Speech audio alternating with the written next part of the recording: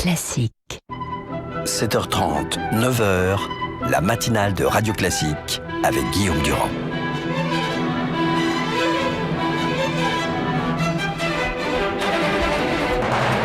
L'invité politique sur Radio Classique et LCI. Nous sommes en direct avec Florian Philippot, numéro 2 du Front National. Bonjour, bienvenue. Bonjour. Nous sommes sur LCI et sur Radio Classique. Est-ce que vous considérez qu'actuellement, la convocation de Marine Le Pen correctionnelle, l'affaire Valorant-Saint-Just, est-ce que vous avez l'impression que la justice est en train de se charger du Front National ? Je crois qu'on s'acharne effectivement à quelques semaines des élections régionales. Mais justement, tout ce qui est gros est contre-productif, parce que c'est un peu visible. Notamment l'affaire Vous parleriez d'une justice politique ? Mais c'est une évidence. L'affaire concernant Marine Le Pen, par exemple, les propos ont été tenus il y a 5 ans. À Lyon. Ça avait été classé sans suite, et d'un coup, ça revient à quelques semaines... Prière de rue comparée à l'occupation. Oui, une forme d'occupation du territoire, ça ne doit pas choquer, c'est un mot tout à fait banal de la langue française. Et ça revient quelques semaines des élections régionales, à un moment où Marine Le Pen est en tête des intentions de vote dans sa région Nord-Pas-de-Calais-Picardie. Enfin, je pense que ça saute aux yeux le MRAP de tout le monde. Joue un rôle politique dans cette affaire-là. Qui ça ? Le MRAP joue un rôle politique. Non, je crois pas que ce soit lui, c'est le... Il y a le MRAP et puis une autre association. Oui, des petits machins, on ne sait même pas ce que c'est. Ce sont des choses qui surgissent comme ça, communautaristes, gavés d'argent public et qui peuvent aller comme ça porter plainte. Mais si vous voulez... Ce qui est intéressant et ce qui est assez inquiétant sur l'affaire de Marine Le Pen, c'est que est convoquée une parlementaire, une élue présidente de parti d'opposition qui a osé dénoncer la vérité, dire la vérité, c'est-à-dire le fondamentalisme islamiste qui bafoue les lois de la République, parce qu'on n'a pas le droit de prier dans la rue, c'est illégal, c'est contraire même aux lois et à la laïcité, et c'est elle qui est poursuivie. Je veux dire, aujourd'hui, on peut donc être islamiste tranquille en France, il n'y a pas de problème. Vous ne serez pas poursuivi. En revanche, ceux qui vous dénoncent, malheur à ceux qui vous dénoncent, eux seront traînés devant les tribunaux. Mais Marine Le Pen ira à ce procès et elle en fera évidemment une occasion. Mais elle en fera une occasion pour parler du fond. Où en est aujourd'hui la lutte contre l'islamisme, le communautarisme, où en est le respect de la loi. Florian Philippot, je suis pas là pour faire le procès éternel, mais enfin vous dites l'occupation, le petit mot, etc., etc. Je me souviens particulièrement que Marine Le Pen a expliqué dans plusieurs entretiens que la raison pour laquelle elle avait fini par candidater à la présidence du Front National, c'est son exaspération des comparaisons de son père avec l'occupation. En 2005. Strictement rien à voir. Déjà, Marine Le Pen n'a pas comparé à l'occupation avec un O majuscule, comme j'ai entendu. Elle a dit ils occupent l'espace public. Il faut arrêter de dire n'importe quoi. Pour un débile, ou même les gens qui nous écoutent. Non, je vous assure, il faut écouter ses propos. Et 2, est-ce que ce qu'elle a dit là est moins grave que le fait? Non, mais d'accord, vous l'avez déjà dit. Non, mais pardonnez-moi. Non, mais c'est moi qui dirige. On n'est pas dans une affaire de Pétain ou de chambre à gaz. Excusez-moi, on n'est pas sur le même fond. Elle a tout fait pour se démarquer de ça. Mais elle a parfaitement raison de dénoncer justifier les juges. Mais c'est quand même vous pourriez quand même me dire, c'est une comparaison qui vient mal à propos à partir du moment où ce qu'elle veut, c'est les diaboliser le Front National. Non, c'est une comparaison qui est parfaite. On peut pas se vanter de faire des comparaisons qui est parfaite. C'est un acte qui est très grave sur le fond. Et moi, je suis horrifié de voir que nos responsables politiques, que nos ministres passent leur temps à combattre le Front National, alors que pendant ce temps-là, les islamistes avancent, les islamistes tuent. Il y a déjà eu 5 attentats meurtriers islamistes depuis le début de l'année en France, mais on ne fait strictement rien. Et en matière de prière de rue... Non, puisqu'on essaye de bombarder les centres de décision en Syrie. Une efficacité extraordinaire. Pour l'instant, ça vient de commencer. Résultat, on est le seul pays qui ne rétablit pas ses frontières, alors que les autres sont en train de le faire. Et pendant ce temps-là, moi je suis poursuivi par le Qatar, une dictature islamiste, pour avoir osé dire la vérité écrite aussi par vos confrères. Pendant ce temps-là, une journaliste du service public, Madame Lucet, est poursuivie par une dictature, l'Azerbaïdjan, parce qu'elle a osé dire que c'était une dictature. Vous êtes protégé ? Mais Madame Taubira a demandé la levée de mon immunité, obéissant à l'émir du Qatar. C'est bien, c'est la petite assistante, la petite secrétaire. Est-ce que vous êtes protégé ? Non, je ne suis pas protégé, mais je ne serai jamais protégé, certainement pas. Mais mais ça, c'est une autre question. On protège les amis et les copains. On protège pas. Mais vous l'avez demandé ou c'est vous qui Oui, bien sûr que je l'ai demandé, mais on considère qu'il n'y a aucun problème et que je suis parfaitement en sécurité en étant seul dans la rue. Et vous, est-ce que vous considérez que vous êtes en parfaite sécurité ou est-ce que vous regrettez de ne pas être protégé ? Quand on a mon niveau de médiatisation, mes responsabilités politiques et qu'on est poursuivi par une dictature islamiste dont on connaît les méthodes, non, je ne considère pas que je sois en sécurité. Mais ça, c'est un autre sujet. Je n'y n'y reviendrai pas parce qu'après on va dire il se victimise. Je ne me victimise pas. Je prends acte que le ministère de l'Intérieur ne veut pas assurer ma sécurité. C'est tout. Il en paiera peut-être un jour les conséquences. Donc vous le reprochez à Bernard Cazeneuve ce matin. Je l'ai déjà dit, je l'ai déjà reproché, mais ils prennent leurs responsabilités. Voilà. C'est peut-être que l'opposition n'a pas vocation à être protégée. En revanche, les amis, les copains et le showbiz, on sait qu'il y a des tonnes de dispositifs de protection qui sont mis à leur disposition. Vous avez un exemple plutôt que de dire ça, les amis, les copains, le showbiz. Vous avez beaucoup de vos confrères qui ont écrit des articles là-dessus. Je renvoie à ces articles qui expliquent le ras-le-bol des policiers qui sont obligés de protéger des gens que personne ne connaît et qui ont juste le grand privilège d'être les amis du pouvoir. Mais je ne vais pas parler de ce sujet-là, je vais parler du fond. Qu'une dictature. Permettez que je pose des questions, parce que là vous dites que c'est pas un meeting. Non, mais je finis juste sur cette phrase-là. Que des dictatures aujourd'hui, contre une journaliste, contre un parlementaire que je suis, instrumentalisent la justice française, comme des associations communautaristes le font, pour poursuivre ceux qui dénoncent la réalité, alors qu'on ne poursuit pas ceux qui sont à l'origine des drames, et notamment les communautaristes et les islamistes, alors il y a un énorme problème, on marche sur la tête. Moi, je le dis franchement, et je pense que les Français doivent réagir. Est-ce que si vous étiez ministre de l'Intérieur, vous accepteriez ce qui a été décidé à Bruxelles ? C'est-à-dire, au fond, l'acceptation non pas des quotas, mais de la répartition des 120 000 ? Certainement pas. Non. Mais vous faites comment exactement alors ? Mais je considère... Alors, 24 000 sur 2 ans en France, vous êtes ministre de l'Intérieur, à la place de Cazeneuve, vous faites comment ? Vous y croyez, vous, aux 24 000 sur 2 ans ? Je vous pose la question. Non, bon, voilà.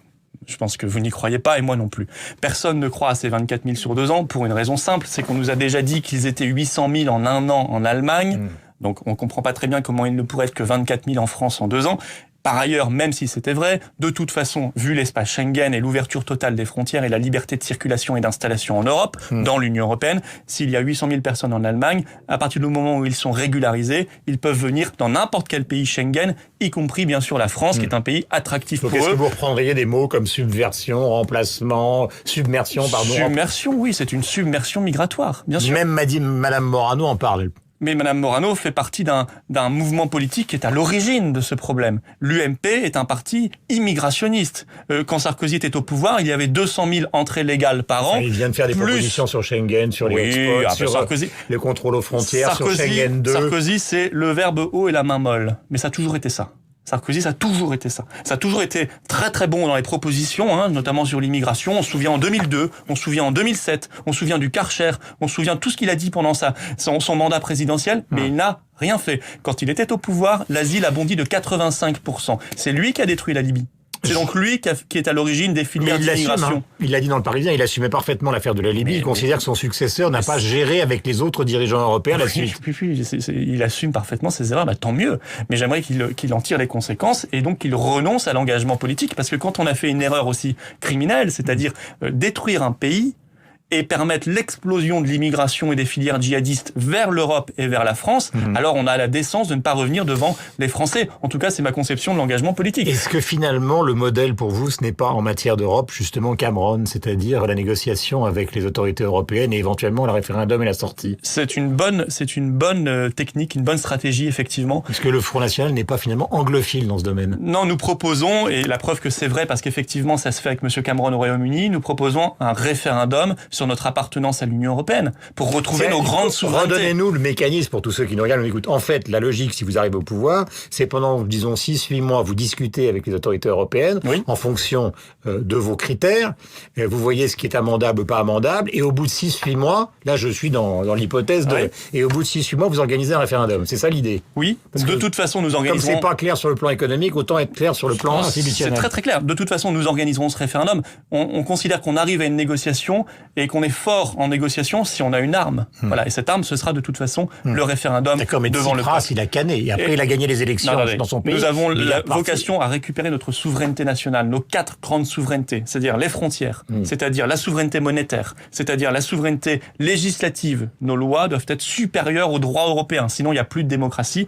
Et ça veut dire la souveraineté budgétaire et commerciale. Voilà ce que ça veut dire. Si nous ne pouvons pas récupérer ces souverainetés, alors nous proposerons de sortir sortir de l'Union européenne. D'accord, mais c'est exactement ce que voulait Tsipras. Quand il a négocié avec les Européens, finalement, pardonnez-moi l'expression un peu vulgaire, il a canné, puis il est rentré dans son pays, il s'est fait réélire, mais sur le fond, il continue à être contrôlé par l'Europe. Non, Tsipras n'a jamais été souverainiste, Tsipras n'a jamais voulu quitter l'euro, ce qui est sa grande faiblesse et son grand tort, et il a même, l'affaire grecque a même démontré cet été, et c'est très heureux ainsi, a démontré à tout le monde, aux Européens et aux Français, qu'on ne pouvait rien faire dans l'euro, que si on faisait le choix de l'euro, eh bien on était obligé de renoncer à ses promesses politiques, et on était obligé de garder le modèle économique d'austérité et de destruction de l'industrie et de l'emploi. Récemment, Madame Le Pen envisageait, c'était au conditionnel, qu'Éric Zemmour, s'il le souhaitait, puisse devenir ministre de la Culture. Il y a beaucoup de bagarres autour de Michel Onfray.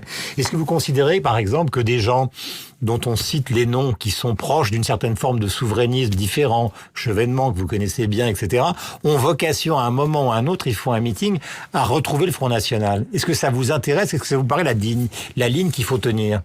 Que les intellectuels fassent leur travail, les économistes leur travail à leur place, ça me paraît très sain. Ils n'ont pas forcément vocation, prenons deux ni exemples l'envie de faire de la politique. Chevènement et Dupont-Aignan. Est-ce qu'à votre avis, quelque chose va se passer de ce point de vue-là? Enfin, vous le souhaitez ou pas? Mais ça dépend que de... Je veux dire, je ne peux pas parler à leur place. Nous sommes ouverts à tous les patriotes qui viennent de droite ou de gauche. Et beaucoup sur le terrain nous rejoignent. Vous voyez, il n'y a pas que les têtes d'affiche connues. Il y a aussi des gens sur le terrain qui se battent, qui ont une expérience de terrain. Vous connaissez Chevènement, vous? Mais moi, j'ai fait déjà sa campagne en 2002. Je ne connais pas plus que ça. Ouais. Bon, mais on a déjà son directeur de cabinet, Monsieur Dutheil de la Recherche, qui nous a rejoint il y a quelques années, et des cadres de chez lui qui nous ont rejoints. Mais pareil du côté des souverainistes du Dupont-Aignan. Ces gens-là, ça dépend de leur conscience. S'il rejoignait le Front National, je vais vous dire. Je pense qu'il ne le fera jamais. Hein. Mais s'il le rejoignait, c'était un objectif. Ce serait quand même un symbole de la dédiabolisation définitive. Il n'y a pas que ces deux-là. Il y a des gens à l'UMP, au PS et ailleurs, ou chez les souverainistes, ou dans des gens qui ne sont pas dans des partis, qui ont la France au cœur, qui sont patriotes, qui ne veulent pas que leur pays soit soumis à l'Union européenne et qui ne veulent pas que leur pays soit soumis à la submersion migratoire, à la perte de souveraineté. Membre du Front National. Eh bien oui, c'est ce que précisément je suis en train de vous dire. Mais si ces gens-là, dans leur cœur, veulent vraiment sauver la France, alors de toute façon, ils savent qu'ils devront s'unir aux patriotes que nous représentons, parce qu'on ne fait pas de politique sérieusement sans 25 à 30% du peuple.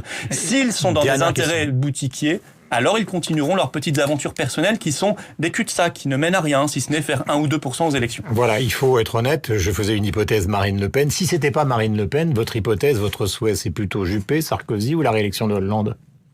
Soyez franc. Non, il faut que ce soit Marine Le Pen. D'accord, mais c'est pas ça la question que je vous pose. Si ça n'était pas, puisque vous avez accepté vous avez accepté mon hypothèse tout à l'heure, vous pouvez pas accepter. Je vous annonce déjà que je vote blanc si c'est pas Marine Le Pen au second tour. C'est une évidence. Je vais pas choisir entre un ancien Premier ministre de 1995, le président sortant dont on a vu quand même l'incompétence, et l'ancien président sortant dont on a vu aussi l'incompétence et les mensonges. Donc ce sera la consigne du Front National. Mais la consigne, ce sera évidemment de voter pour Marine Le Pen au second tour, parce qu'il faut qu'elle y soit.